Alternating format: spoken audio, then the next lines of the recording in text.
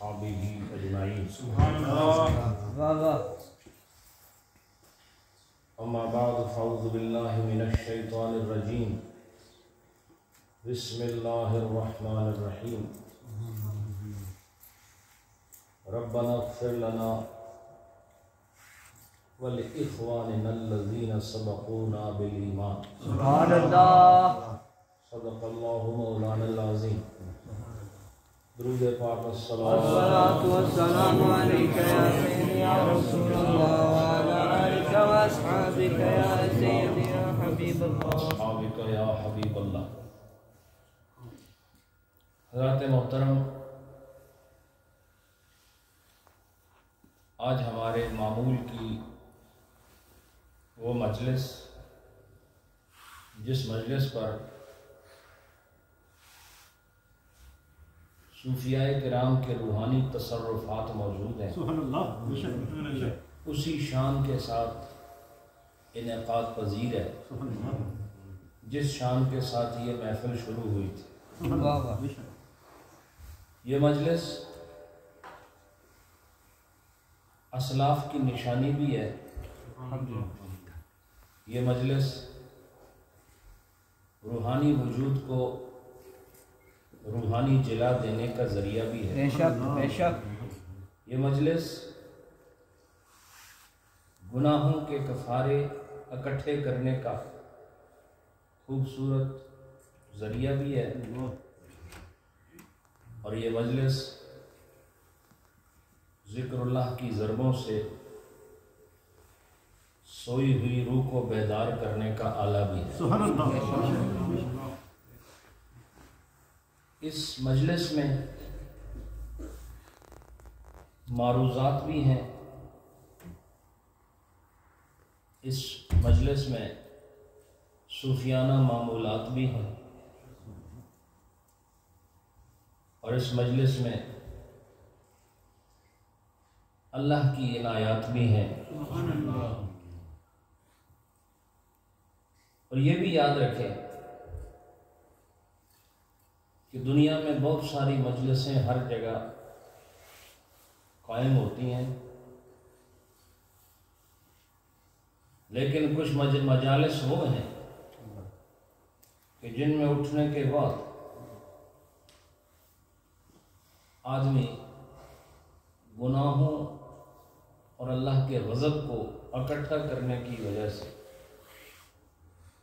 اللہ کی ناراضگی کے سبب سے اللہ اللہ اللہ جہنم کا مستحق قرار پاتا ہے۔ لیکن یہ وہ مجلس ہے کہ جس سے جہنم کی آگ سے بچ کر جنت کی بہاروں میں جانے کا موقع ملتا ہے۔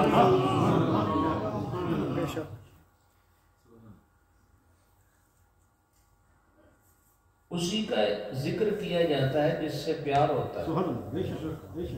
جس کا ذکر نہ کیا جائے اس کے دعوی محبت میں کمی ہے، اور یا وہ دعویٰ ہے ہی سرے سے جھوٹ پر مبنی، کیونکہ جہاں محبت ہو وہاں زبان خاموش نہیں رہتی، اور ہماری محبتوں کا سب سے بڑا حقدار وہ ہے جس نے ہمیں پیدا کیا، اور جس سے محبت سب سے زیادہ ہو سب سے زیادہ ذکر بھی اسی کا کیا جائے۔ اس لیے اللہ نے فرمایا والذین آمنوا اشد حبا للہ، ایمان والے سب سے زیادہ شدت والی محبت اللہ سے کرتے ہیں۔ اس سے پتہ چلا کہ ایمان والوں کی نشانی یہ ہے کہ وہ سب سے زیادہ محبت اللہ سے کرتے ہیں، اور پھر جس چیز سے سب سے زیادہ محبت ہو، نبی فرماتے ہیں من احب شیئا اکثر ذکرہ، جو جس سے جتنی زیادہ محبت کرتا ہے وہ اتنا ہی اس کا زیادہ ذکر کرتا ہے۔ سبحان اللہ سبحان اللہ۔ تو اللہ نے فرمایا سب سے زیادہ محبت میرے ساتھ کرنی ہے، اور نبی نے فرمایا جس کے ساتھ سب سے زیادہ محبت ہے سب سے زیادہ ذکر بھی اسی کا کرنا ہے۔ اللہ لہذا بنیاد اللہ نے رکھی ہے، تشریح مصطفیٰ نے عطا فرمائی ہے۔ لہذا یہ محفل ذکر جو یہاں قائم ہے، اصل میں یہ اس حدیث کی شرح ہے، قرآن کی اس آیت کی تفسیر ہے جس میں محبت الہی کا ذکر ہے، اور حدیث کی وہ تشریح ہے جس میں کثرت ذکر کا خوبصورت بیان ہے۔ الحمدللہ صوفیانہ ماحول میں رہتے ہیں، بے شک صوفی نہیں ہیں لیکن صوفیانہ ماحول میں رہتے ہیں۔ اتنا ضرور پتہ ہے کہ جس کا ہم کھاتے ہیں ہم نے گانا بھی اسی کا۔ سبحان اللہ سبحان اللہ۔ حضرات یہ محفل ذکر ویسے اس مرکز میں سن 2010 سے جاری ہے، لیکن یہ قصہ بہت پرانا ہے۔ کیا بات، یہ قصہ بڑا پرانا ہے۔ جب سے ذاکر ہے تب سے ذکر ہے، سبحان اللہ۔ جب سے ذکر والا ہے تب سے ذکر موجود ہے۔ اور یاد رکھو اللہ نے سب سے پہلے جسے اپنے ذکر کی توفیق عطا فرمائی ہے وہ نور محمد الرسول سبحان اللہ سبحان اللہ۔ سب سے پہلا ذکر اللہ کا کرنے والے نبی کی ذات ہے، بے شک۔ اور جس نے سب سے پہلے اللہ کو یاد کیا اسی کے نور سے کائنات معرض وجود میں آئی۔ اور پھر ہم دیکھتے ہیں اِن مِّن شَيْءٍ إِلَّا يُسَبِّحُ بِحَمْدِهِ کہ زمین کا کوئی ایسا ذرہ نہیں جو اللہ کی حمد نہ کرتا ہو، اور آسمان کا ایسا کوئی ستارہ نہیں جو اللہ کو یاد نہ کرتا ہو، پانی کا کوئی ایسا قطرہ نہیں جس میں اللہ کا ذکر نہ ہو، اور ہواؤں کا کوئی ایسا جھونکا نہیں جس میں اللہ کی یاد نہ ہو، اور پہاڑ کا کوئی ایسا ریزہ نہیں جو اللہ کی یاد نہ کرتا ہو۔ کیوں؟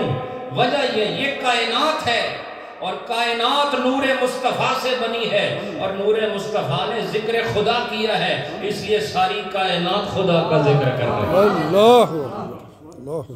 وَإِن مِّن شَيْءٍ إِلَّا يُسَبِّحُ بِحَمْدِهِ وَلَٰكِن لَّا تَفْقَهُونَ تَسْبِيحَهُمْ۔ اللہ نے فرمایا ہر شے میرا ذکر کرتی ہے لیکن تانوں پتہ نہیں چلنا، کیوں؟ یہ تہاڈی سمجھ تو باہر ہے۔ ایک پتا خدا کا ذکر کر رہا ہے لیکن ہم اس کا ذکر نہیں سمجھ سکتے۔ اللہ نے فرمایا تم نہیں سمجھ سکتے، لہٰذا جب سمجھ نہیں سکتے اس کا معنی یہ نہیں کہ ہم انکار کر دیں، جو چیز سمجھ میں نہ آئے وہ ہمارا نقص ہے، حقیقت پھر بھی اپنی جگہ روشن ہے۔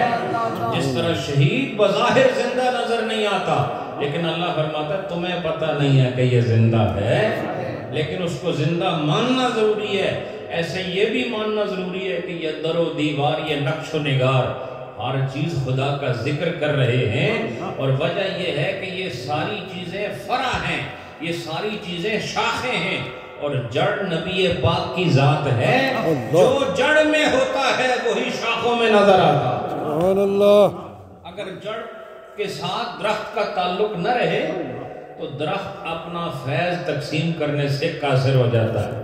لہذا سارے کا سارا معاملہ جڑ کا ہے، اور جڑ یعنی اصل، عربی میں جڑ کو اصل کہتے ہیں، لہذا جو اصل اصول ہے وہ نبی پاک ہمارے اور تمہارے رسول ہے۔ سبحان اللہ۔ اصل اصول ہے، تمام کائنات کی روح ہیں۔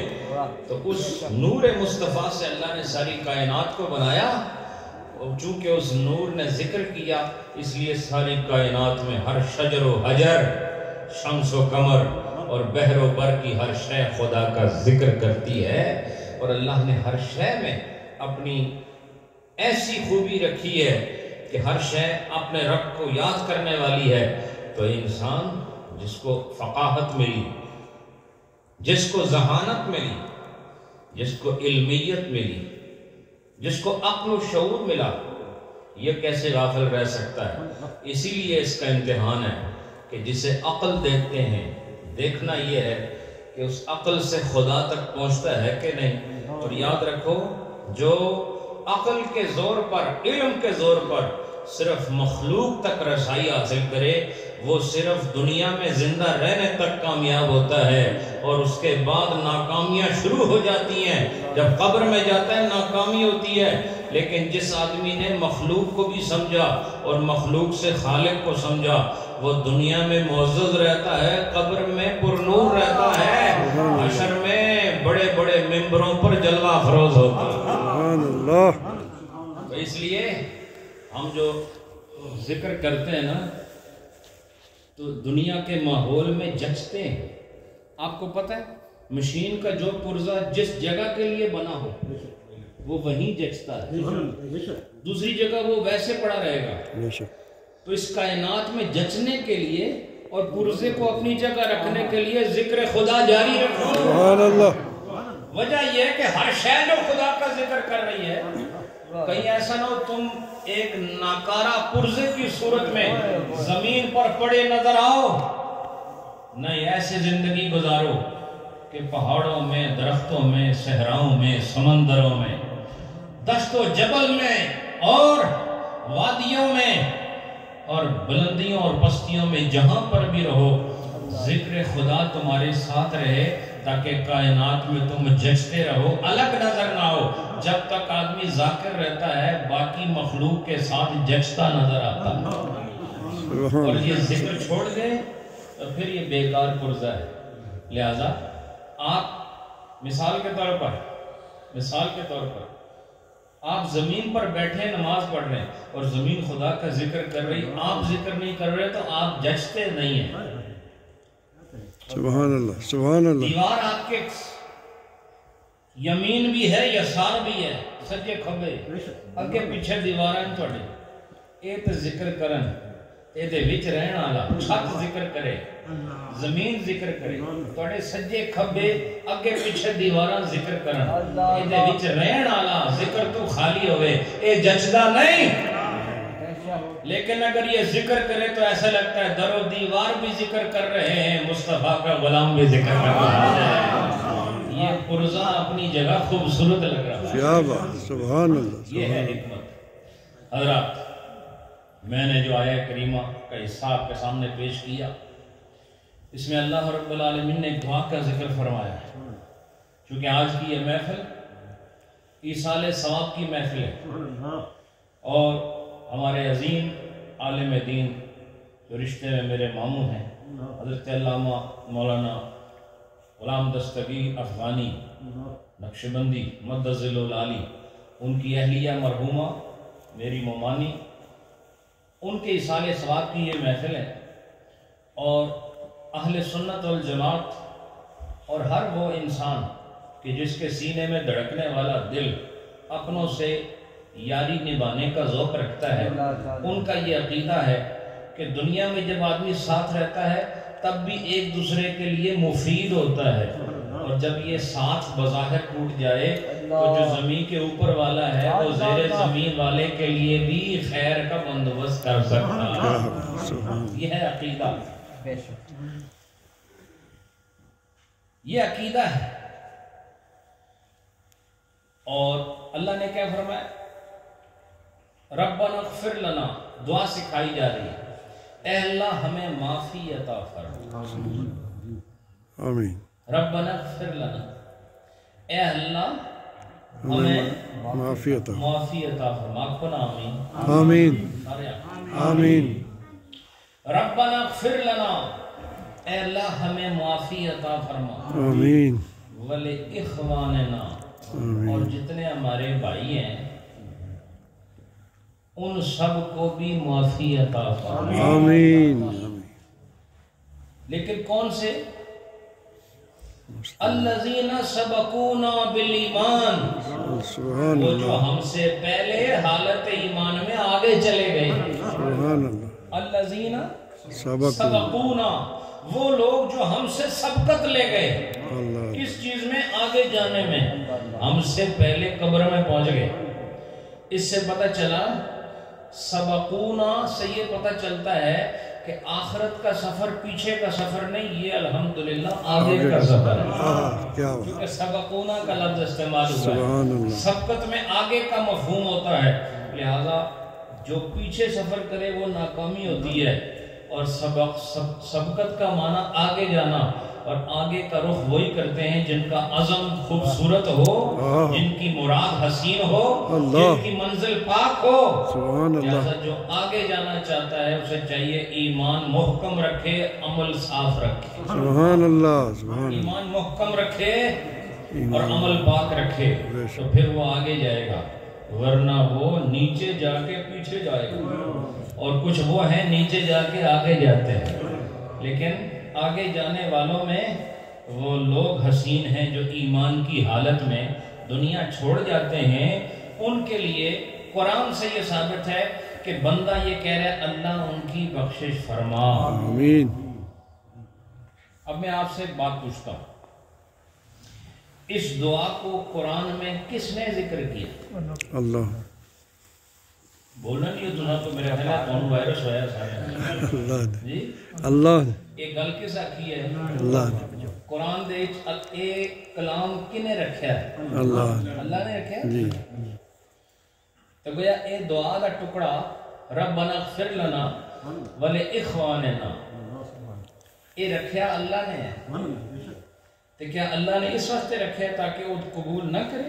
اللہ اللہ اللہ، سبحان اللہ، کیا بات، جو نے ماشاء رکھا اللہ، ہے تو پھر قبول بھی فرمائے گا۔ اللہ، کیا بات، اس سے پتہ چلا اپنے لیے مانگنے والا بھی حسین ہے، لیکن حسین اصل میں وہ نہیں جو صرف اپنی فکر کرتا ہے، حسین وہ ہے جو اپنے ساتھ دوسرے کی بھی فکر کرتا ہے۔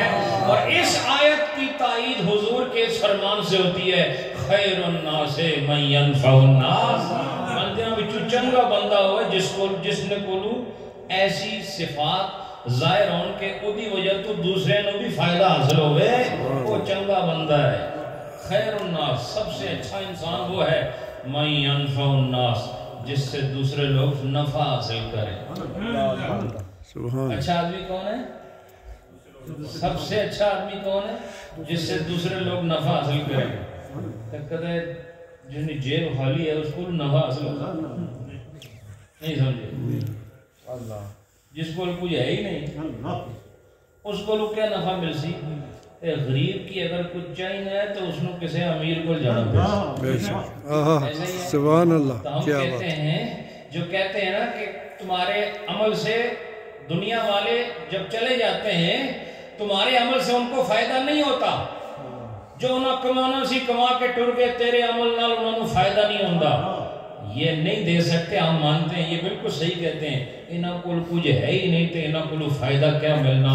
الحمدللہ سنی آدمی جتنے بھی ہیں یہ سارے امیر ہیں، اللہ، سے دنیا والے بھی فائدہ اٹھاتے ہیں، قبر والے بھی سبحان اللہ، سبحان اللہ، سبحان اللہ، مجھے آ رہی ہے آپ کو؟ سبحان اللہ، یا رسول اللہ، کول کچھ ہوئے تو بندہ دے، جو تھوڑے کول کچھ ہے ہی نہیں تو پھر تسی کیا دینا؟ اچھا تھوڑے کول کچھ ہے کہ نہیں یہ فیصلہ کون کرے گا؟ یہ فیصلہ اللہ کرے گا۔ سبحان اللہ اللہ، نے فیصلہ کر دیا ربنا اغفر لنا آہا، ولاخواننا، سبحان اللہ، اس کا مطلب ہے کہ اللہ نے یہ فیصلہ فرما دیا کہ میں نے تمہیں اتنا دیا ہوا ہے کہ تم دوسرے کو بھی فائدہ دے سکتے ہو، تو لہٰذا اپنے لیے مغفرت کا سوال کرنا یہ تو ان لوگوں کا عقیدہ ہے جو کہتے ہیں اپنے واسطے عمل کرو، لیکن اہل سنت کا عقیدہ اگلے سیرے سے ثابت ہو رہا ہے ولاخواننا، اللہ ساڑھے پائیاں دی بھی بخشش فرما، یہ سنیوں کا عقیدہ ہے، اہل محبت اہل وفا کا عقیدہ ہے کہ وہ صرف اپنی بلائی نہیں سوچتے، اپنے بھائی بہنوں کی بھی بلائی سوچنے والے ہیں، اور یہ ان کو اپنا مزاج عطا نہیں کیا گیا، حکم خدا ہے، اپنے لیے بھی خیر مانگو اپنے ساتھی کے لیے بھی خیر مانگو۔ سبحان اللہ، سبحان اللہ، اور مزے کی بات یہ ہے کہ اس آیت میں ان لوگوں کے لیے مانگنے کا حکم ہو رہا ہے جو دنیا میں زندہ نہیں ہے، جو قبر کے اندر ہے، سبحان اللہ، جو قبر میں چلے گئے ان کو آپ کی دعا فائدہ دے گی کہ نہیں؟ انشاءاللہ، اگر نہیں دے گی تو اللہ نے کیسے ذکر کر دی؟ اللہ نے کیسے ذکر کر دیا ہے؟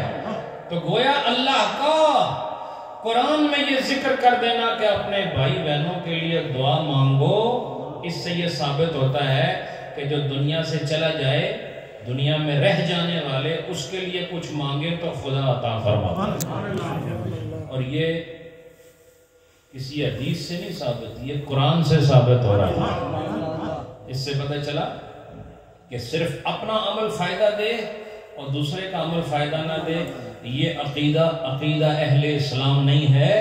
اہل اسلام کا عقیدہ یہ ہے کہ اپنے لیے بھی آپ خدا سے مانگو، دوسرے کے لیے بھی خدا سے مانگو۔ تمہیں خدا کے دریائے رحمت میں کمی نظر آتی ہے؟ تم کہتے ہو تمہارا عمل فائدہ نہیں دیتا، سبحان اللہ، بالآخر فائدہ کس نے دینا ہے؟ کسب تمہارا ہوگا لیکن فائدہ خدا دے گا۔ تو جب خدا فائدہ دے گا تو تم بیچ میں سے فتویٰ نکالنے والے کون؟ جس نے فائدہ دینا ہے اس کے دربار میں کمی نہیں، اس نے یہ فرما دیا فائدہ میں نے دینا ہے، لیکن درمیان میں طریقہ بتا دیا، تم ان کے لیے فائدہ مانگنا، میں فائدہ دے دوں گا۔ وَلِإِخْوَانِنَا الَّذِينَ سَبَقُونَا بِالْإِيمَانِ۔ اس سے پتہ چلا اہل ایمان کے لیے اللہ سے معافی مانگنا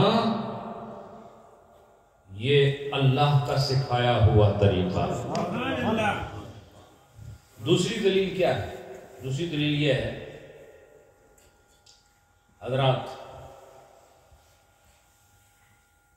حضرت ابو طالب رضی اللہ کے تعالیٰ محبوب چچا حضرت علی کرم اللہ وجہ الکریم، ان کے والد گرامی مرتبت، آپ کی زوجہ عظیم مومنہ سبحان اللہ، صحابیہ سبحان اللہ، جو اس وقت بھی جنت البقیع میں آرام فرما رہی ہیں، سبحان اللہ، حضرت فاطمہ بنت اسد رضی اللہ تعالیٰ، حضرت فاطمہ بنت اسد۔ حضور علیہ السلام نے ارشاد فرمایا کہ میرے چچا ابو طالب کے بعد سب سے زیادہ نیکی کرنے والی میرے ساتھ فاطمہ بنت اسد، سبحان اللہ، سبحان اللہ، او کما قال النبی صلی اللہ علیہ وسلم۔ حضرات جب آپ کا وصال ہوا، اب میں یہ چند چیزیں بتا رہا ہوں جس سے یہ پتہ چلے کہ کسی دوسرے کا عمل بھی فائدہ دیتا ہے کہ بات ہم نے سمیٹنی بھی ہے، وقت کم ہے،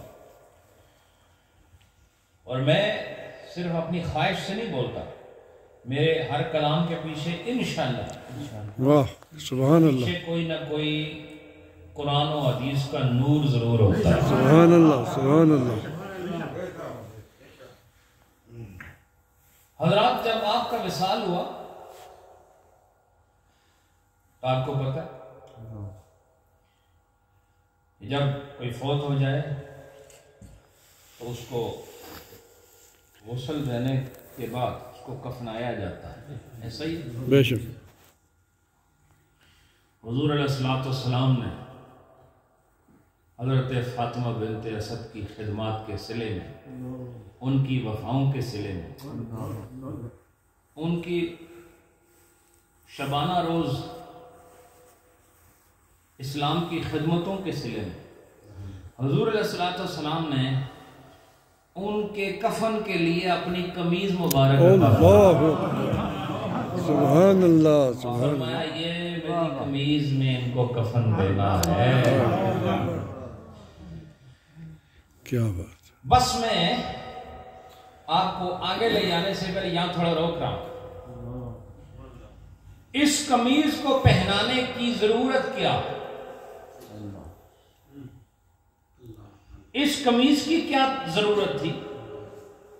کسی بھی کپڑے میں آپ کفنا سکتے ہیں، عورت کا کفن کسی بھی کپڑے میں آپ تیار کر سکتے ہیں، سفید کپڑا زیادہ ثواب رکھتا ہے، سمجھ آئی کہ نہیں؟ بے شک، فرائض واجبات میں سے نہیں۔ حضرات نبی پاک نے جب اپنی قمیص مبارک حضرت فاطمہ بنت اسد ام شیر خدا سبحان اللہ، حضرت علی رضی اللہ عنہ، حضرت امام حسن اور حضرت امام حسین کی دادی، سبحان اللہ، سبحان اللہ، جی ان کو اپنا کفن عطا فرمایا، کیسا؟ اپنی قمیص مبارک،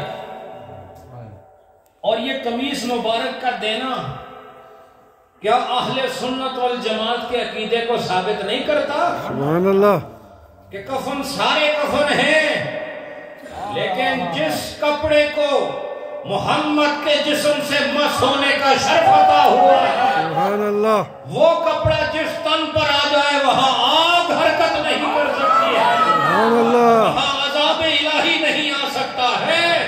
اور نبی پاک کے اس عمل سے پتہ چلا کہ دنیا سے جانے والے کے اپنے عمل فائدہ دیں یا نہ دیں، نبی کی خیرات ضرور فائدہ دیتی ہے۔ سبحان اللہ، اور نبی پاک کا عطا کیا ہوا قمیص کا وہ خوبصورت ٹکڑا جو کفن کے لیے عطا ہوا ہے، اس میں حکمت یہی ہے کہ اہل سنت والجماعت جو تبرک اور برکت کی بات کرتے ہیں وہ حضور کے اس عمل سے ثابت ہو گئے۔ کیا بات، سبحان اللہ، تو بتاؤ اس قمیص سے ان کو فائدہ ہے یا نہیں؟ اب دو صورتیں ہیں، یا تو فائدہ ہے یا فائدہ نہیں ہے۔ اس کے علاوہ تیسری بھی کوئی بات ہے؟ نہیں، یہ دو باتیں، اس قمیص کا فائدہ ہے یا قمیص کا فائدہ نہیں ہے۔ تو اگر قمیص کا فائدہ مان لیں تو پھر جھگڑا ختم، اور اگر ہم یہ کہیں کہ فائدہ نہیں تو پھر ایک عظیم جھگڑا شروع ہو جاتا ہے کہ نبی نے ایسا عمل کیا جس کا کوئی فائدہ ہی نہیں تھا، اور یہ نبی کی ذات سے متوقع ہے ہی نہیں کہ نبی کوئی ایسا عمل کرے جس کا امتی کو فائدہ نہ ہو۔ یاد رکھو، عام انسان غلطی کر سکتا ہے، لیکن اللہ نے اس دنیا میں اگر کسی کو کامل بنایا ہے تو یاد رکھو وہ اللہ کے نبی اور اللہ کے رسول ہیں، اور ان رسولوں میں سب سے اکمل اور ان نبیوں میں سب سے افضل وہ آمنہ کا لال محمد الرسول اللہ ہے۔ کسی نبی سے کبھی بھی کوئی ایسا عمل نہیں سرزد ہوگا جس کا فائدہ ہی نہ ہو، یہ نبی کی شان کے موافق نہیں۔ نبی جب بھی کوئی فعل اس سے سرزد ہوتا ہے اس سے امت کے لیے فائدہ ہوتا ہے، لہذا نبی کی ذات سے یہ عمل ظاہر ہونا اس بات کی دلیل ہے کہ جو دنیا سے چلا جائے تمہارے عمل سے اسے فائدہ ہو سکتا ہے۔ اچھا، اسی پر حضور نے اکتفا نہیں فرمایا، میں آخری جملے کہہ رہا ہوں۔ حضور نے حضرت فاطمہ بنت اسد رضی اللہ تعالی عنہ آپ کی قبر تیار کرائی اور اس میں خود بھی حصہ لیا، لیکن آپ کے جسم مبارک کو اپنی قمیض کا کفن دینے کے بعد حضور حضرت فاطمہ بنت اسد کی قبر میں خود لیٹ گئے۔ اوہ سبحان اللہ، سبحان اللہ، خود لیٹ گئے، اور لیٹنے کے بعد یہ فرمایا کہ اللہ ہی زندگی دیتا ہے، وہی مارتا ہے، اور اللہ کے لیے موت نہیں ہے، اور کما قال النبی صلی اللہ علیہ وسلم۔ اور اس کے بعد فرمایا کہ اللہ میرے وسیلے سے، اب سنو الفاظ، سبحان اللہ، میرے وسیلے سے اور میرے سے پہلے جتنے نبی اور رسول ہیں ان کے وسیلے سے فاطمہ بنت اسد کی قبر کو کشادگی عطا فرما۔ سبحان اللہ، آمین۔ یہ روایت اہل سنت والجماعت کے معمولات کے لیے ایک خوبصورت دلیل ہے۔ بعض لوگ کہتے ہیں ضعیف روایت، ضعیف روایت، تو ہم یہ کہتے ہیں ضعیف روایت فضائل کے اندر تو کم از کم معتبر ہے، عظمت و شان کو بیان کرنے کے لیے تو معتبر ہے کہ نہیں؟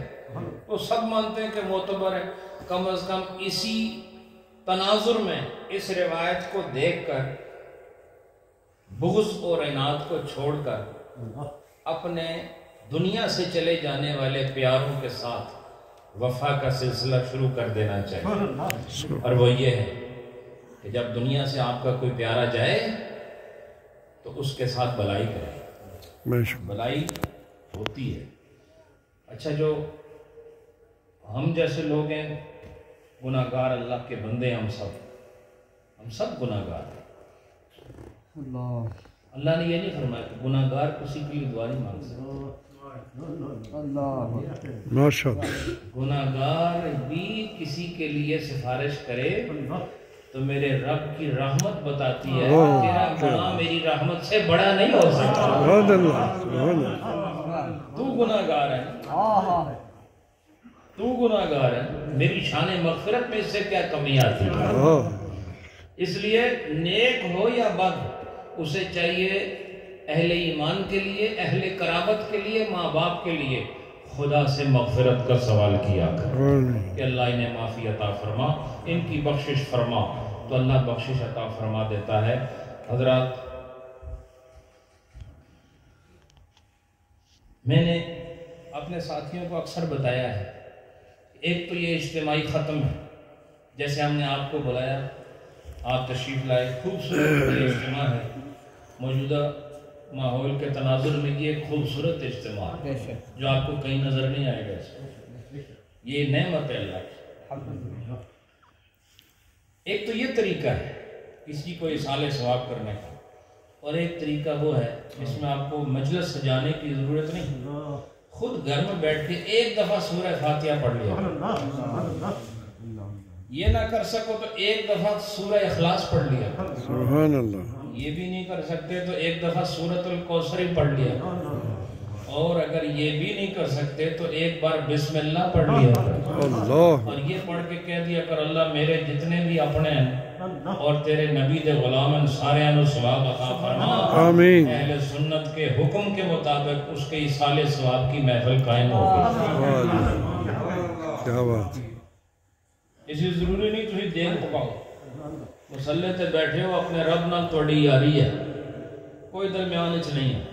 اور سب سے خوبصورت وقت وہ ہوتا ہے جب آپ دو جہانوں سے بے نیاز ہو کر مسلح پر کھڑے ہو جاتے ہیں. یہ سب سے نازک ترین مرحلہ ہے جب بندہ دنیا سے منہ موڑ کر اپنے رب کی طرف منہ کر لیتا ہے. یہ خوبصورت وقت ہوتا ہے, خوبصورت ماحول ہوتا ہے. اس وقت جب آپ کا منہ خدا کی طرف ہو جائے, اللہ کی طرف ہو جائے, اس وقت آپ جب رب کہیں نا اور عرض کریں الہی میرے اس کلام کا ثواب میرے پیاروں کو عطا فرما, ان کی بخشش فرما. درمیان میں کوئی ہے نہیں جو دراڑ ڈالے, ادھر تم بیٹھے ہو ادھر وہ سن رہا ہے, ادھر مخلوق ہے ادھر خالق ہے, ادھر غلام ہے ادھر آقا ہے, ادھر بندہ ہے ادھر مولا ہے. درمیان میں دعا رشتہ ثابت کر رہی ہے, لہذا دعائیں جاری رکھو, اللہ سے تعلق قائم رکھو, اور جو دنیا چھوڑ گئے ان کو فائدہ دیتے رہو. سبحان اللہ. یہی زندگی ہے. ہماری جو ممانی ہیں وہ بڑی نیک, صالح, انتہائی ملنسار, ماشاءاللہ, انتہائی خوشگوار کلام کرنے والی, عبادت گزار, سجدہ ریزی میں بڑا وقت گزارنے والی, صوم و صلاۃ کی پابند خاتون تھیں. اور یقیناً میں جانتا ہوں کہ آج اپنے رب کے پاس جا کر وہ دنیا کی زندگی کے مقابلے میں کروڑ درجے زیادہ بہترین زندگی گزار رہی ہیں. آمین انشاءاللہ. اور یہ ہماری طرف سے ایک چھوٹا سا تحفہ ہے, چھوٹا سا تحفہ ہم اپنے حساب سے کہہ رہے ہیں, اور حقیقت میں دیکھے جائیں تو دو جہان سے قیمتی تحفہ ہے. سبحان اللہ. جو ختم پڑے وہ خدا کا ذکر کر کے خدا اس پر کچھ ریوارڈ دے, اس سے بڑا تحفہ کیا ہو سکتا ہے. وہ تحفہ جو ہمیں ملے گا ہم ان کو دیں گے, اور یقین جانے وہاں جو تحفے حاصل کرتے ہیں وہ پھر آپ کے لیے وہاں اور تحفے مانگتے ہیں. تو لہٰذا یہ گیو اینڈ ٹیک کا سلسلہ عالم دنیا اور عالم برزخ والوں کے مابین بھی رہتا ہے. آپ کیا سمجھتے ہیں آپ کسی داتا علی اجمیری جیسی شخصیت کے لیے اصال ثواب کریں اور وہ قبر سے اس کا جواب نہ دیں؟ ایسا ہو نہیں, ایسا نہیں ہو سکتا ہے. اور آپ نبی پر درود پڑھیں اور آپ کو فائدہ نہ ہو, ایسا نہیں ہوگا. ادھر آپ درود پڑھتے ہیں. مزے کی بات میں آپ کو ایک خوبصورت بات بتا دوں, جی سننے کے لیے تیار ہے؟ انشاءاللہ. نبی نے فرمایا ہے کہ جو مجھ پر درود پڑھتا ہے اللہ پھر اس پر درود پڑھتا ہے. اللہ, اس سے بڑا اعلان اور کیا ہو. سبحان اللہ. کہ آپ بندے ہو کر نبی پر درود پڑھتے ہیں, اللہ اس کے بدلے آپ پر بھی درود کا ایک خوبصورت سلسلہ قائم فرما دیتا ہے. اور اللہ کا اپنے بندے پر درود پڑھنا بندے کا بندے پر درود پڑھنے سے بہت افضل ہے، اور اس کی کوئی نسبت ہی نہیں ہے، اللہ اللہ ہے، بندہ بندہ۔ حضرات یہ بڑی نوازشات اور کرم نوازیوں کی باتیں ہیں، اور ہم شکر کرتے ہیں کہ ہمیں اس جماعت میں اللہ نے سانس لینا نصیب کیا جس جماعت کو اللہ تعالیٰ نے سنیت کا تاج عطا فرمایا، سنیوں کی نسبت عطا فرمایا۔ ہم جس گھر میں پیدا ہوئے ہماری ماں ادب والی ہے، ہمارا باپ ادب والا ہے، ہم جس ماحول میں پیدا ہوئے ہیں وہاں کوئی گستاخ نبی نظر نہیں آتا، گستاخ صحابہ اور گستاخ اہل بیت نظر نہیں آتا۔ ہم خوش نصیب ہیں کہ اللہ نے ہمیں اہل سنت کے ماحول میں زندگی دی ہے، اور اسی ماحول میں مرنا بھی نصیب فرمائے۔ آمین۔ اللہ آپ سب کو خوش رکھے۔ وقت کافی ہو گیا حضرات۔